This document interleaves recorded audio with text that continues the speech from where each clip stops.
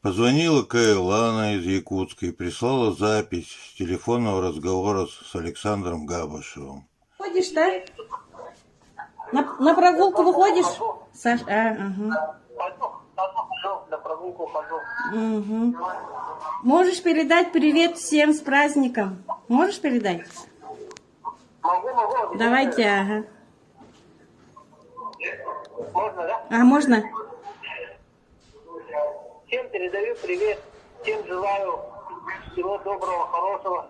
Я ваши письма получаю, их скопилось много, но буду отвечать на письма.